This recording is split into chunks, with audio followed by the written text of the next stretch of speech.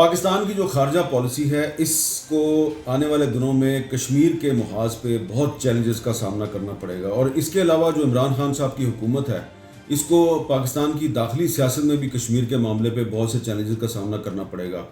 کشمیر کا معاملہ جو ہے وہ ایک طویل عرصے کے بعد خارجی اور داخلی محاذ پر دوبارہ گرم ہونے والا ہے۔ اس کی بہت سی وجوہات ہیں۔ آپ جانتے ہیں کہ اس سال فروری 2021 میں پاکستان اور بھارت نے لائن آف کنٹرول پر ایک سیز فائر کا معاہدہ کیا تھا۔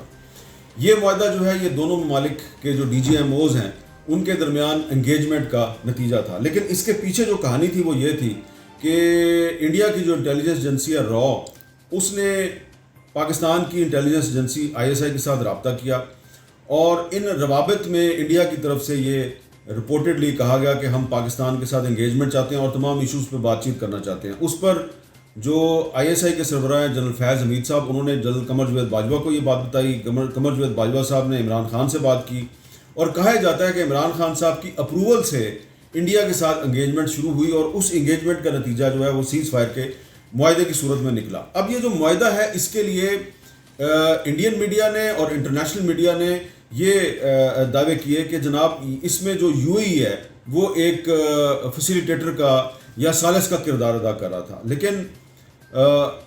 بھارت اور پاکستان کے جو اعلیٰ سطحی ذرائع ہیں ان کا یہ دعویٰ ہے کہ ایسی کوئی بات نہیں ہے، UAE کا کوئی اس میں کردار نہیں تھا، وہ صرف اور صرف اس کا کردار یہ تھا کہ اس کی جگہ استعمال ہو رہی تھی، ایک یا دو میٹنگز جو ہیں وہ UAE میں ہوئی تھی۔ تو پہلی بات تو ہمیں یہ سمجھنے کی ضرورت ہے کہ UAE جو ہے وہ اس میں فیسیلیٹیٹر نہیں ہے، یہ پاکستان اور بھارت براہ راست ایک دوسرے سے بات چیت کر رہے تھے۔ اب جب یہ مذاکرات ہو گئے اور سیز فائر ہو گیا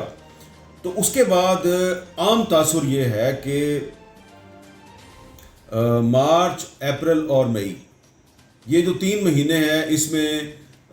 ہندوستان کی طرف سے کوئی سیز فائر وائلیشن نہیں ہوئی، پاکستان کی طرف سے کوئی سیز فائر وائلیشن نہیں ہوئی۔ میں آپ کو انتہائی باوثوق ذرائع سے یہ بات بتانا چاہتا ہوں کہ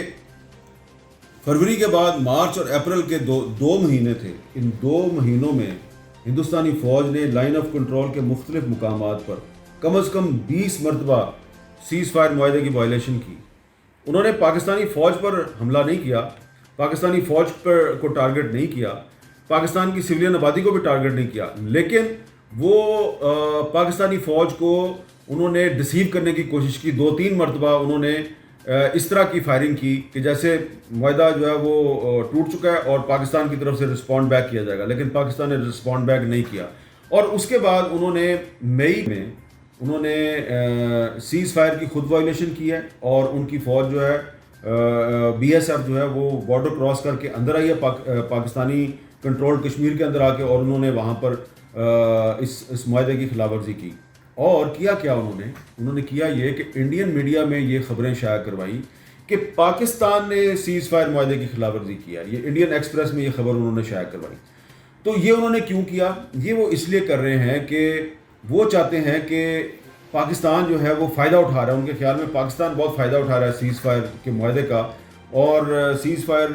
جن علاقوں میں ہوا ہے وہاں پر جو سویلین آبادی ہے اس کو بنکرز بنا کے دیے جا رہے ہیں، اور وہاں پہ جو اکنامک ایکٹیویٹی ہے وہ بھی دوبارہ بحال ہو گئی ہے۔ تو انڈیا نے تو ایک طرف سے اپنی طرف سے تو انہوں نے یہ ایک فراڈ کیا تھا، ایک ڈرامہ کیا تھا، لیکن پاکستان نے اس کو مجبور کیا کہ یہ سیز فائر معاہدہ چلتا رہے۔ تو اب انہوں نے وہ معاہدہ خود توڑ دیا۔ اب جب انہوں نے معاہدہ توڑ دیا ہے تو معاہدہ ٹوٹنے کے بعد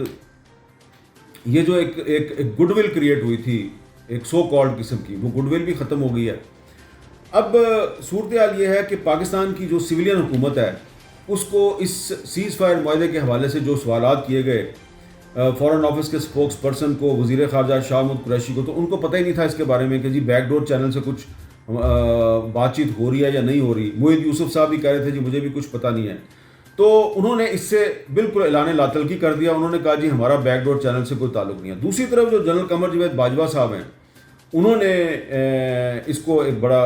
خوش آئند ایک معاہدہ قرار دیا، اور اس کا نام لیے بغیر انہوں نے مختلف تقریروں میں یہ کہا کہ پاکستان اور بھارت جو ہیں ان کو اب مسئلہ کشمیر پر ایک دوسرے کے ساتھ بات چیت کرنی چاہیے اور آگے جانا چاہیے۔ تو اس میں کوئی شک نہیں ہے کہ یہ مسئلہ کشمیر تو بات چیت ہی سے حل ہوگا،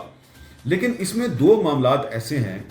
کہ جن کو ہم اگنور نہیں کر سکتے۔ پہلی بات تو یہ ہے کہ مسئلہ کشمیر اس وقت تک حل نہیں ہوگا جب تک کہ آپ کشمیریوں کو آن بورڈ نہیں لیں گے. اور دوسری بات یہ ہے کہ مسئلہ کشمیر کا جو حل آئین پاکستان کے آرٹیکل 257 میں لکھا ہوا ہے, آپ اس سے باہر نہیں جا سکتے. اور آرٹیکل 257 جو ہے وہ بھی یہی کہتا ہے کہ آپ کشمیریوں کو بھی اس میں شامل کریں گے اور استصواب رائے کریں گے. تو اب سوال یہ پیدا ہوتا ہے کہ جو بیک ڈور چینل سے بات چیت ہو رہی تھی آئی ایس آئی اور را کے درمیان, کیا اس میں آرٹیکل 257 کا خیال رکھا گیا؟ تو اگر انہوں نے 370 معطل کر دیا تو کم از کم ہمیں تو 257 کا خیال رکھنا چاہیے. یہ ایک بڑا اہم معاملہ ہے. اب ایک اور بھی ایشو ہے, اور وہ ایشو یہ ہے کہ جولائی 2021 میں تقریباً 2 مہینے کے بعد آزاد کشمیر میں الیکشن ہونے والا ہے. اور آزاد کشمیر کے الیکشن میں یہ جو ساری صورتحال ہے جو 5 اگست 2019 کے بعد پیدا ہوئی, یہ ساری صورتحال اور پھر جو پاکستان نے فروری 2021 میں سیز فائر معاہدہ کیا, اس کو بہت سے لوگ جو ہیں وہ ایک ایشو بنا سکتے ہیں. تو تحریک انصاف جو ہے اس نے اپنی وہاں پہ باقاعدہ کمپین تو شروع نہیں کی, لیکن انہوں نے وہاں پہ جوڑ توڑ شروع کر دیا. مسلم لیگ نون نے باقاعدہ کمپین شروع کر دیا. پیپلز پارٹی بھی تیاری کر رہی ہے. تو ایسا لگتا ہے کہ پاکستان پیپلز پارٹی اور مسلم لیگ نون جو پاکستان کی 2 بڑی اپوزیشن پارٹیز ہیں, وہ یہ جو بیک ڈور چینل سے ڈپلومیسی شروع ہوئی وہ اس کا ملبہ ڈالیں گے عمران خان پر, اور وہ اس کو آزاد کشمیر کے الیکشن میں استعمال کریں گے اپنے سیاسی مقاصد کے لیے. اور عمران خان صاحب جو ہیں یہ ملبہ اپنے اوپر لینے کے لیے تیار نہیں ہے, کیونکہ ان کے وزیر خارجہ شاہ محمود قریشی صاحب واضح الفاظ میں یہ کہہ چکے ہیں کہ جناب ہمارا اس بیک ڈور ڈپلومیسی سے کوئی تعلق نہیں. تو ایسا لگتا ہے کہ جو بیک ڈور ڈپلومیسی شروع ہوئی تھی آئی ایس آئی اور را کے درمیان, اس پر ہندوستان کی جو حکومت ہے وہ تو ابھی تک خاموش ہے. پاکستان کی جو سویلین حکومت ہے اس نے اسے اعلان لا تلقی کر دیا ہے, اور جو دوسری سائڈ ہے اس نے ہندوستان کے ساتھ مل کے ایک سیز فائر معاہدہ کیا کنٹرول لائن کو, اس کو ہندوستان نے خود ہی توڑ دیا. تو بات جو ہے وہ آگے بڑھتی ہوئی نظر نہیں آ رہی. اور دوسری طرف اپوزیشن پارٹیز جو ہیں ان سے بھی کانٹیکٹ کیا گیا, اور ان کو کہا گیا کہ جناب کشمیر کے مسئلے پہ ہم نے کنسنسس کرنا ہے اور آپ لوگوں سے بات چیت کرنی ہے. تو اس پر بھی اب جو سویلین گورنمنٹ ہے وہ کہتی ہے جی ہمیں تو نہیں پتہ, اور ہمیں تو پتہ ہی نہیں ہے کہ یہ بات اپوزیشن سے کس نے کی ہے. تو اس ایشو پر ہمیں سویلین حکومت جو ہے وہ ایسا لگتا ہے کہ آزاد کشمیر کے الیکشن کی وجہ سے اس کے خیال میں ابھی قبل از وقت ہے ہندوستان کے ساتھ بات چیت شروع کرنا. تو وہ اس کو کریں گے جی جولائی 2021 کے الیکشن کے بعد. لیکن جو مقبوضہ کشمیر سے ہمارے پاس جو اطلاعات آ رہی ہیں وہ بڑی ہی حیران کن ہیں, اور وہ یہ ہیں کہ وہ مقبوضہ کشمیر کی سیاسی قیادت جو آل پارٹیز حریت کانفرنس کے پلیٹ فارم سے ایکٹیو ہے, اور جس نے ہمیشہ یہ کہا کہ پاکستان اور بھارت کے درمیان مذاکرات ہونے چاہیے لیکن اس میں کشمیریوں کو بھی شامل کرنا چاہیے, انہوں نے جب دیکھا کہ فروری 2021 میں پاکستان اور بھارت نے لائن آف کنٹرول پر خود ہی ایک سیز فائر کر لیا اور کشمیریوں کو اس سلسلے میں اعتماد میں نہیں لیا, تو اب انہوں نے بھی اپنی پالیسی پہ نظر ثانی شروع کر دیا ہے. اور حریت کانفرنس کے جو دونوں گروپ ہیں انہوں نے آپس میں صلاح مشورہ شروع کر دیا ہے, اور ان کا یہ خیال ہے کہ اب اگر ہندوستان نے ان کو اپروچ کیا تو وہ بھی ہندوستان کے ساتھ مذاکرات شروع کر دیں گے. اگر پاکستان جو ہے وہ بیک ڈور چینل سے ان کے ساتھ مذاکرات کر سکتا ہے تو ہم کیوں نہیں کر سکتے, کیونکہ ہم تو اصل سٹیک ہولڈر ہیں. تو اگر آپ سوچیں کہ اگر آل پارٹیز حریت کانفرنس کی قیادت جو ہے وہ اگر ہندوستان کے ساتھ مذاکرات شروع کر دے گی تو کیا پاکستان جو ہے وہ ان کو روک سکتا ہے؟ پاکستان تو روک ہی نہیں سکتا.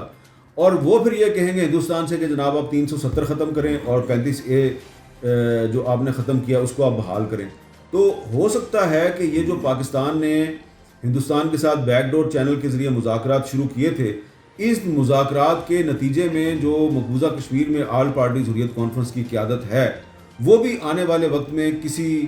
موقع پر وہ بھی ہندوستان کے ساتھ بات چیت پر راضی ہو جائیں, اور جب وہ بات چیت پر راضی ہو جائیں گے تو پھر پاکستان کے پاس کیا رہ جائے گا. تو یہ صورتحال جو ہے یہ بڑی امپورٹنٹ ہے. اس میں کچھ انٹرنیشنل پاورز بھی انٹرسٹ لے رہی ہیں, اور ان کی طرف سے بھی APHC کی قیادت کو براہ راست اپروچ کیا جا رہا ہے. اور آئیڈیل سولوشن تو یہ ہوگا کہ پاکستان, ہندوستان اور کشمیری قیادت یہ تینوں جو ہیں یہ ایک سہ فری کی مذاکرات شروع کریں. مسئلہ کشمیر کا حل جو ہے وہ تو یہ ہے, لیکن اب کیونکہ پاکستان اور بھارت جو ہیں انہوں نے براہ راست ایک دوسرے کو انگیج کیا اور کشمیریوں کو اس میں شامل نہیں کیا, تو اب ہندوستان کو موقع مل گیا ہے کہ وہ کشمیریوں کو اور پاکستان کو آپس میں ڈیوائڈ کرے, اور کبھی وہ پاکستان کے ساتھ ڈائریکٹ مذاکرات کرتا ہے, اور اب اس کا منصوبہ یہ ہے کہ کشمیریوں کے ساتھ ڈائریکٹ مذاکرات کرے گا, اور اگر وہ اس میں کامیاب ہو گیا تو پھر پاکستان اور کشمیری جو ہیں ان کے درمیان بہت سی غلط فہمیاں پیدا ہو سکتی ہیں. تو یہ جو چیلنج ہے بڑا اس وقت پاکستان کی خارجہ پالیسی اور داخلی پالیسی کا وہ یہ ہے کہ وہ کشمیری جو ہمیشہ پاکستان کے لیے اپنی جانیں قربان کرتے رہے ہیں اور آج بھی جب وہ شہید ہوتے ہیں تو اپنا کفن جو ہے وہ پاکستان کے پرچم کو بناتے ہیں, وہ آہستہ آہستہ پاکستان کے بارے میں وہ غلط فہمیوں کا شکار ہو رہے ہیں. اور اگر انہوں نے انڈیا کے ساتھ ڈائریکٹ انگیجمنٹ شروع کر دی تو یہ پاکستان کی فورن پالیسی کے لیے ایک بہت بڑا دھچکا ہوگا.